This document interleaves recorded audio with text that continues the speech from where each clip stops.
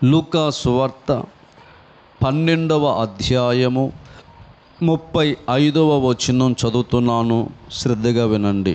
మీ నడుములు కట్టుకొని ఉండుడి, మీ దీపములు వెలుగుచుండనీయుడి.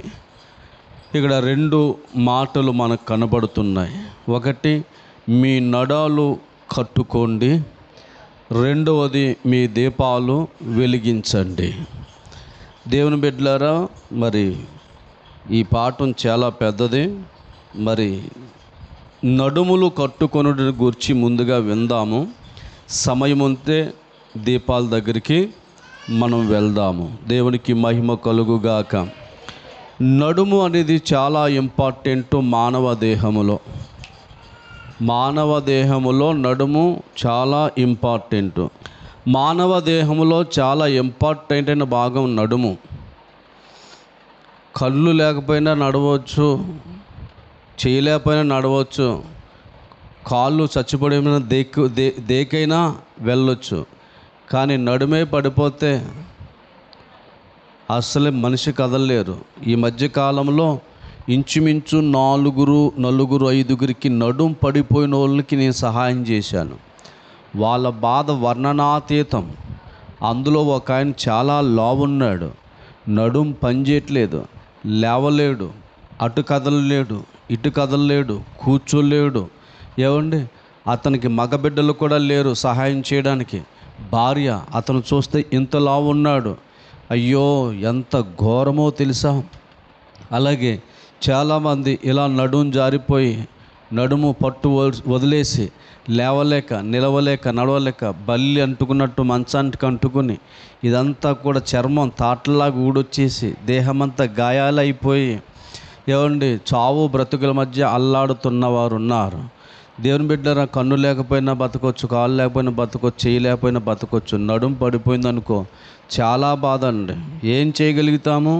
కూర్చోగలమా, నుంచోగలమా, పడుకోగలమా, నిలవగలమా, నడవగలమా? దేహానికి చాలా ఇంపార్టెంట్ నడుము చాలా ఇంపార్టెంట్. బాగా వినాలి. దేవుడు అంటున్నాడు, మీ నడాన్ని కట్టుకోండి. నడుము బలంగా ఉండడానికై నడికట్టు కట్టుకునేవాళ్ళు యుద్ధానికి వెళ్ళేవారు కానీ, లేకపోతే పోలీస్, మిలిటరీ, ఇటువంటి వాళ్ళందరూ కూడా, నేవీ, వీళ్ళందరూ కూడా చాలా లావైన బెల్ట్ కట్టుకుంటారు. అంతేకాదు, ప్రసవమైన స్త్రీకి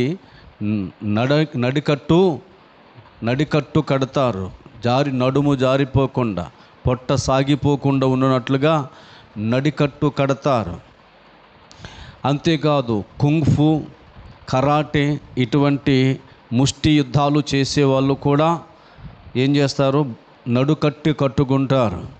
అలాగే పని చేసేవారు, బండలు మోసేవారు కూడా నడికట్టు కట్టుకుంటారు. పురుషులైన వారు ఇప్పటికీ కూడా బెల్ట్ వాడతారు. ఏమండి, బెల్ట్ వాడకుండా ప్రయాణాలు చేసినా, పరుగులు తీసినా చాలా ఇబ్బంది, అన్ఈజీగా ఉంటుంది. కనుక నడుము అనేది బలపరచబడాలి. దేవుని బిడ్డలారా, నడుము బలముగా ఉండాలి. చాలామంది నడాల్లో బలం లేదు ఇప్పుడు కదా, బరువు మోయలేరు, నిలబడలేరు, నడుము లాగేస్తుంది, అయ్యో అని నడుము పట్టుకునే వాళ్ళు ఉన్నారు చాలామంది. అయితే దేవుని బిడ్డలారా, నేను బైబిల్ గ్రంథంలో ఒక స్త్రీని గురించి చూపిస్తాను, బాగా వినాలి. లూకా సువార్త 13వ అధ్యాయము 11వ వచనం. లూకా సువార్త 13వ అధ్యాయం 11వ వచనములో 18 ఏండ్ల నుండి బలహీనపరచు దయ్యము పట్టిన యొక్క స్త్రీ అచ్చట నుండెను. ఆమె నడుము వంగిపోయి ఎంత మాత్రమును చక్కగా నిలవబడలేకుండెను. దేవుని బిడ్డలారా, ఎక్కడో స్త్రీ ఉంది, ఆమె మందిరములోనే ఉంది. కానీ 18 సంవత్సరాల నుంచి ఆమె నడుము వంగిపోయింది. చెట్టు మించి పడిపోయిందా, మేడ మించి పడిపోయిందా, లేకపోతే భర్త నడుమెరగొట్టాడా? ఏం జరిగింది? అడిగి మేడ మించి పడిపోయిందా, చెట్టు మించి పడిపోయిందా, భర్త నడుమెరగొట్టాడా? కాదు. మరేంటి? దయ్యము పట్టేసింది. ఎక్కడ పట్టేసింది? నడుములో పట్టేసింది. నడుములో పెట్టేయడం వల్ల నడుము బెండ్ అయిపోయింది. పూర్వకాలమందు మనం చూసేవాళ్ళం, చాలామంది ఇలా నడిచేవారు. మన ఊర్లో కూడా ఓ ముసలం అక్కడ ఉండేది. వాళ్ళు ఎప్పుడు ఇలాగే నడుస్తారు. కనీసం ఎదురుగుండా ఉన్న వ్యక్తి కూడా ఎవరో ఏంటో తెలియదు. ఆకాశం వైపా అసలు చూడడానికి అవకాశమే లేదు. వాళ్ళు చూపంతా ఇక నేలకే, వాళ్ళ చూపులంతా ఇక నేలకే. వాళ్ళు స్ట్రైట్గాను పడుకోలేరు, స్ట్రైట్గా కూడా పడుకోలేరు. అంటే జీవితం అంతా బెండ్ వంకరగా ఉన్న దానిని సక్కపరస సఖ్యము కాదని ప్రసంగి గ్రంథంలో రాయబడ్డాది. దేవుని ప్రియమైన వారలారా, బాగా వినాలి, జాగ్రత్తగా వినాలి. నేను ఎందుకు ఈ పాఠం చెప్తున్నాను, ఏంటి ఈ నడుము అని అంటే, మొదటి పేతురు పత్రిక 1వ అధ్యాయము 13వ వచనంలో చెప్పబడుతుంది. కాబట్టి మీ మనసు అనే నడుమును కట్టుకొని నిబ్బరమైన బుద్ధి గలవారై యేసుక్రీస్తు ప్రత్యక్షమైనప్పుడు మీకు తేబడు కృప విషయమై సంపూర్ణ నిరీక్షణ కలిగి ఉండిడి. మీ మనసు అనే నడుము కట్టుకొని నిబ్బరమైన బుద్ధి గలవారై ఉండాలి. బాగా వినాలి. ఏ నడుమిది? మీ మనసు అనే నడుము కట్టుకొని నిబ్బరమైన బుద్ధి. మనసు అనే నడుము ఒకటి ఉంది. ఈ మనసు చాలామందికి తిన్నగా లేదు, వంకరగా ఉంది, బెండ్ అయిపోతుంది, జారిపోతుంది, పడిపోతుంది.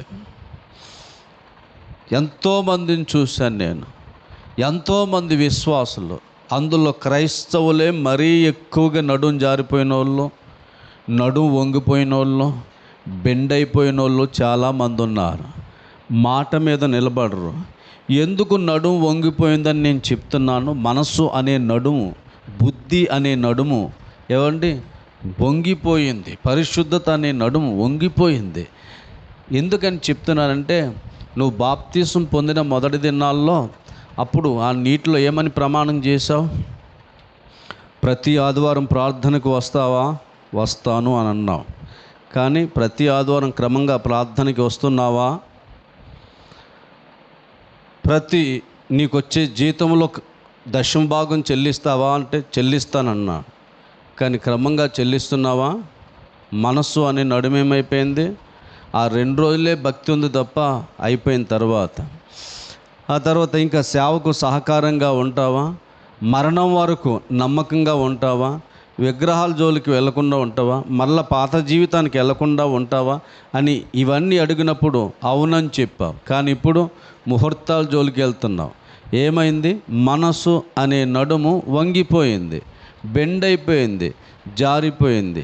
నేను ముందే చెప్పాను కదా, నడుం వంగిపోయిన వాళ్ళు, నడుం జారిపోయిన వాళ్ళు, నడుం పడిపోయిన వాళ్ళ పరిస్థితి మంచానికే, లేకపోతే బెండే, లేకపోతే వంగిపోతేనేమో ఇలాగే కింద నేల చూపులు, జారిపోతేనేమో ఇంకా మంచానికే అతుక్కుని, పడిపోతే నడుం పడిపోతే ఇంకంతే పరిస్థితి. వాళ్ళ బాధ వర్ణనాతీతం. అందుకే ఈనాడు సేవకుల్లో బాధ వర్ణనాతీతం. ఎందుకంటే సంఘం, విశ్వాసులు, భక్తులు ఎలాగుంటున్నారంటే నడుం జారిపోయిన వాళ్ళలాగా, నడుం వంగిపోయిన వాళ్ళలాగా ఉంటున్నారు. ఓ మాట మీద నిలబడట్లేదు, ఓ బుద్ధి మీద నిలబడట్లేదు. ఏమండి? వాళ్ళు ఇచ్చిన ప్రమాణం మీద నిలబడట్లేదు. ఆ కారణము చేత అనేక మంది మరి నడువు వంగిపోయిన స్త్రీల వలె ఉన్నారు. మరి ఎన్ని వాక్యాలు విన్నా ఒక్క మాట మీద కూడా నిలబడి ఉండలేకపోవడానికి గల కారణం ఏమై ఉండొచ్చు? ఆమె నడుము వంగిపోవడం గల కారణం మేడ మించి పడిపోయిందా? చెట్టు మించి పడిపోయిందా? భర్త నడుము ఎరగొట్టాడా? కాదు. ఏంటి? దయ్యం. మనం కూడా మాట మీద నిలబడలేకపోవడం గల కారణం ఏంటి? మనము కూడా వాక్యంలో నిలబడలేకపోవడం గల కారణం ఏంటి? మనం విశ్వాసంలో నిలబడలేకపోవడం గల కారణం ఏంటి? మనము క్రీస్తు అనే బండ మీద నిలబడలేకపోవడం గల కారణం ఏంటి? గట్టిగా అంటే మనల్ని కూడా పట్టిందంటారా? మనకు కూడా దయ్యం పట్టిందంటారా? అవునా కదా? అవునా కాదా అంటారా? ఒప్పుకుంటారా లేదా? ఓ మాట మీద నిలబడలేం.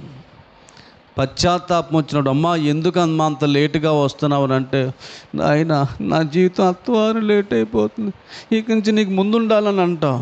ఒక వారం 2 వారాల్లో వస్తావు, ఆ తర్వాత అయిపోద్ది. ఏమ్మ దశంభాగం క్రమ చెల్లించలేవు ప్రభా, నేను దొంగని నాయన, మహా దొంగని నాయన నేనని తలబాదుకుని ఏడుస్తావు. 2 రోజులు బాగానే ఇస్తావు, ఆ తర్వాత మళ్ళా మామూలే. అవునా కదా? ఏమ్మా విగ్రహాల జోలికి అన్యుల సహవాసం ఏంటమ్మా అని వాక్యం చెప్తే, ప్రభువా నాయన నన్ను మన్నించయ్యా, నేను నిక్కర్చైన క్రైస్తవురాలుగా ఉండలేకపోతున్నాను ఆయన బాధపడతావు. ఆ తర్వాత మళ్ళా యథా రాజా తదా ప్రజ. ఎందుకని ఈ విధంగా మనం భక్తిలోను దేవుళ్ళలోను కరెక్ట్గా నిక్కర్చిగా పవిత్రంగా పరిశుద్ధంగా ఎందుకు నిలబడలేకపోతున్నావు? ఎందుకు మనసు జారిపోతుంది? ఎందుకు మనసు పడిపోతుంది? ఎందుకు మనసు అనే నడుము విరిగిపోతుంది అని మనం ఆలోచన చేస్తే, దాని వెనక సాతాను ఉంది. ఆమె వెనక సాతాను ఎలాగైతే ఉందో, మన వెనక కూడా సాతానుడే నిన్ను మోసం చేస్తున్నాడు. నిన్ను ఏదో గుళ్ళోకి వెళ్ళనిస్తున్నాడు కానీ, ప్రార్థన చేయనిస్తున్నాడు కానీ, మాటలు విన్నిస్తున్నాడు కానీ, అవి పాటించనివ్వకుండా, ఆ మాటల మీద ఉండకుండా, ఆ క్రీస్తులో లేకుండా, ఆ మందిరంలోనే పూర్తిగా ఉండకుండా, ఏదో 1-2 గంటలు అలాగా, అదైనా కూడా కలవరము. ఇంటికాడ ఏం జరుగుతుందో, ఎవరు వచ్చారో, తాళాలు వేసానా, గొల్లలు వేసానా, ఆ కోళ్ళు ఏమైనాయి, ఆ కుక్కలు ఏమైనాయి, మేకలు ఏమై, ఆ గేదెకి నీళ్ళు పెట్టానే లేదా, ఆ తాళం గొల్లం పెట్టాను కానీ తాళం వేసాను లేదా, ఆ అన్నం వండాను కానీ దాన్ని మూత తిట్టానని లేదా, గ్యాస్ మీద పొయ్యి పాలు తీసాను కానీ గ్యాస్ ఆర్పానని లేదా, ఇలా ఆలోచనలు ఎన్నో రకరకాలుగా వచ్చి మనస్సు నిలకడగా